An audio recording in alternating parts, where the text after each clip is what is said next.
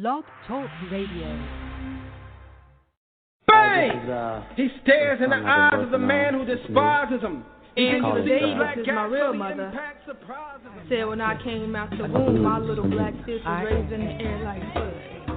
And she was proud, because I was going to take after her, not giving it to them. Welcome to Flight 3D. This is your captain speaking. We ask that you please note the emergency exits and safety signs in the event our journey becomes just too deep. Alright, we're going to get into the language that I like.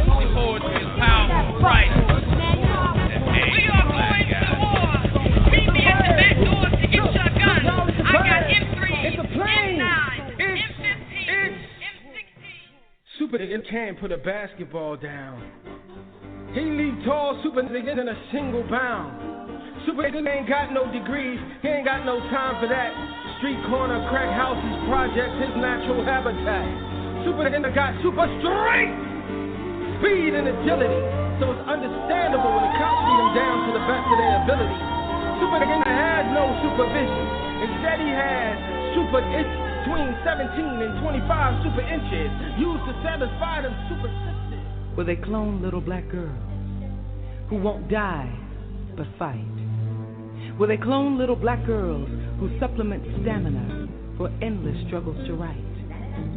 Will they clone little black girls like Asada, Sonia, Tubman, knowing what they know?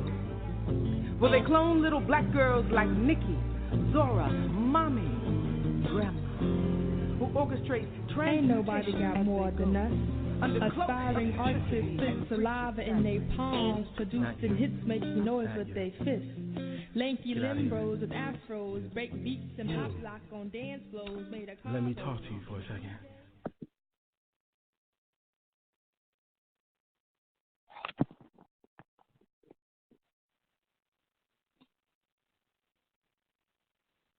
Welcome everybody to Master Griot's Blog Talk. We are here beyond the spoken word, and I am your host, Suite Franchon, with the lovely executive producer and the most qualified, Jacqueline Taylor Adams. Thank you so much. Thank you so much for listening.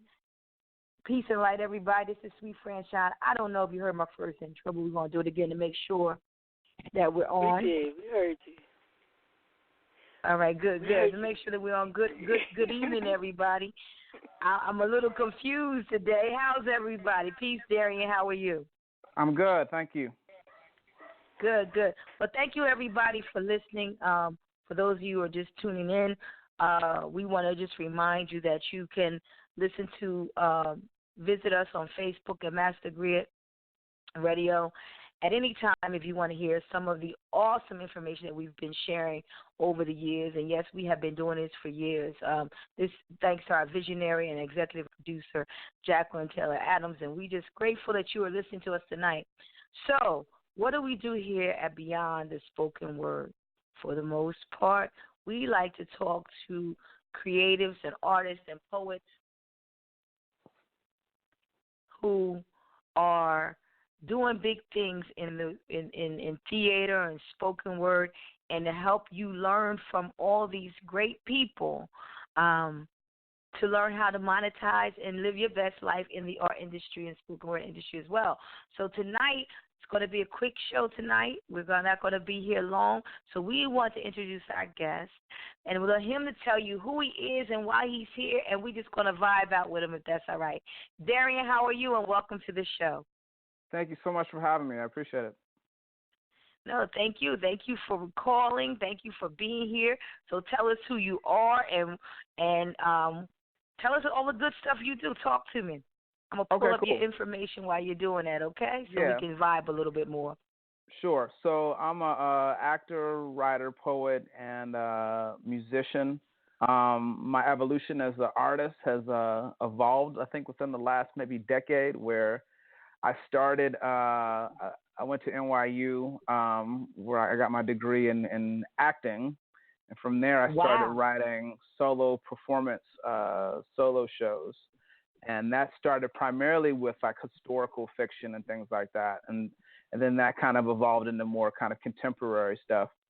And then right around the time that I think Bush got reelected, I got really involved in the poetry scene. Started doing poetry slams in the New York area, and ended up being on a couple of slam teams, including the New Eurekan Poets Cafe.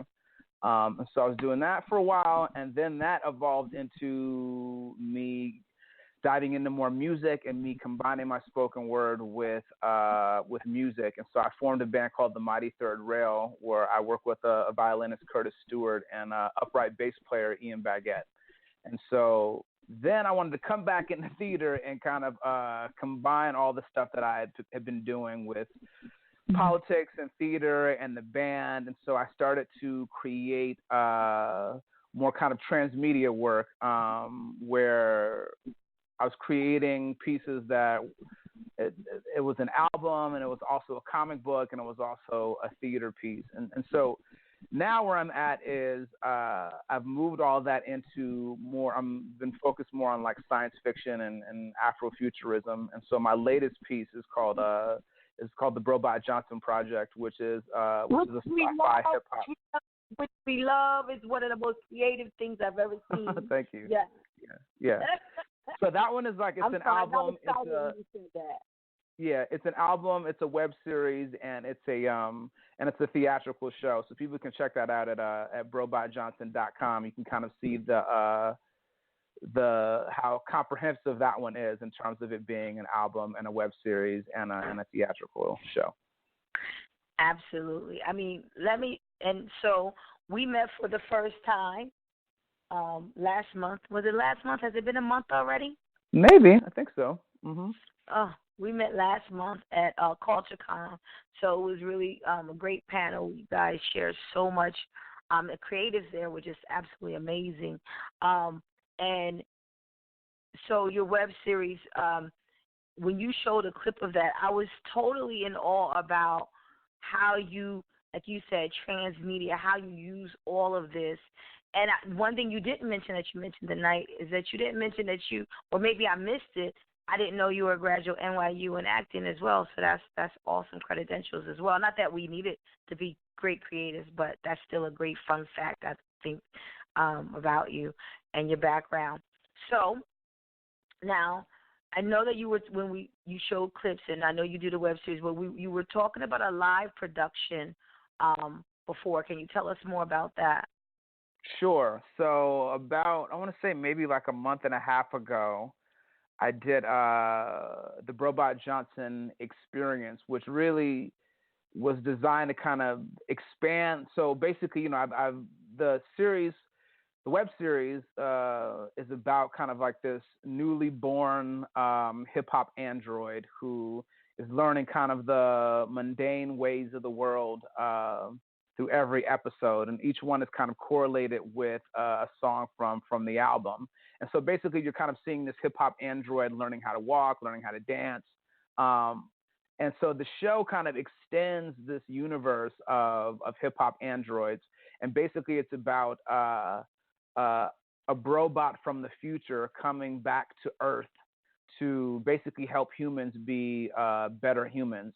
And he does that by telling the origin story of the first of his kind, which is the first hip-hop android that you see in the series. So we were able to use the footage that we had of the web series and kind of intertwine that into the show. And the show is a solo piece, so it's me kind of using an RC505 loop station where I can kind of do beatboxing and vocals and all my rhymes into this one kind of machine. And I can also do a lot of automated special effects and things like that. So that's happening with the multimedia video stuff that's happening. And meanwhile, we created this huge, this amazing set that's basically like a massive boombox spaceship.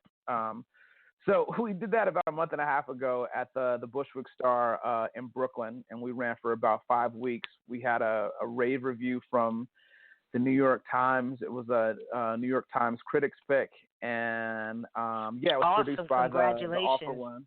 Thank you. Yeah, it was produced by the All for One Theater, and now I think we're looking to possibly do another another run of it more in the kind of like downtown area, more in the Manhattan area for next year, in addition to and possibly touring with it. I mean, first of all, congratulations.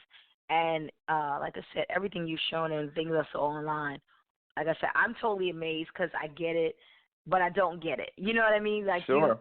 You're so, I think that you're so creative and so before. I don't know if I like that term, before your time, but it's going to take some people are going to get it and love it, and others it's going to take them a minute. But what I love is that, like you've been mentioning throughout this entire interview, is the transmedia things, and that you use various things. You use music, you use hip hop. You're a poet as well. And you've gotten live. You have a live platform. You have a video web series platform.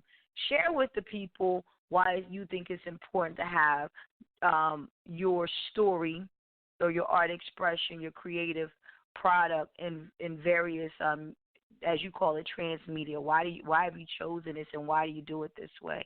And how does it contribute to your success? Yeah, it's a great question. I feel like for me as the artist, as much as I love live performance, whether I'm doing that through theater, through my poetry, I found it to be slightly limiting in the sense of, live performance is very ephemeral, and that's the magic of it too, right? Like it's there and then it's gone. And if you're not there to witness it, then you didn't catch it, right? Right. So that's the beauty of what it is. But I found that as an artist, when you want to create something, music in particular has a much longer lifespan, right? In the same way that film and video has a much longer lifespan. People can find your music 2 years from now, 5 years from now, right? Same thing with the web series. Somebody can find that right now. It's been out for about a year and a half. And so for me, I felt like in terms of the amount of people that I want to connect with, it was imperative for me to really kind of, I think somebody said this to me once, about diversifying your hustle. So it's important for me to diversify my hustle in that way. That and then not only that, just thinking about the people that I had met just traveling and doing theater and spoken word, and me wanting to kind of stay connected with them. I want to say maybe like 3 or 4 years ago, my band, we were in Norway where we did a tour in Oslo and Trondheim. And so we were in the first hip hop theater festival out there, which was amazing and great. And I just remember connecting with all these people and thinking like, how can I kind of stay connected with these folks? And so a lot of the other work in terms of music and the web series allows me to stay connected with some of the people that I've met across the country and as well as internationally. So I knew that, again, for me, I just wanted to be able to reach more people. That was the ultimate kind of goal. Right, and I respect and honor that because, like, I kid you not, that one of the things, my experience is that I love live as well, and I had to figure out a way to, like you say, stay connected to those people I've met outside of my immediate area. Right. And so right now I use radio. I use internet radio, podcasting. Sure. That's what I use. But I think that, it as you say, like the beauty of live is that you're going to have some magic moments, but if you wasn't there, hey, you missed it. You missed it. So I feel like that's why for me it's like it's not me not doing live anymore. It's like, no, you have to do more than just live, Exactly. Yeah. To me, it's just an extension of all of that. It's like you said, it's an extension of it. Everything I do is an extension of the other thing. We're interconnected. So I do soul opera live, soul opera radio, and soon soul opera TV. It's all the same, but it's just a different medium. And learning through medium, right? And then I want to share with those who are listening, though, there are adjustments you have. I don't know. Tell me if you find this to be true. I have to make adjustments for those specific platforms, however. The things I find for television, I have to have my content a little tighter. I don't have as much room to as I say, be loose in the production aspect of it.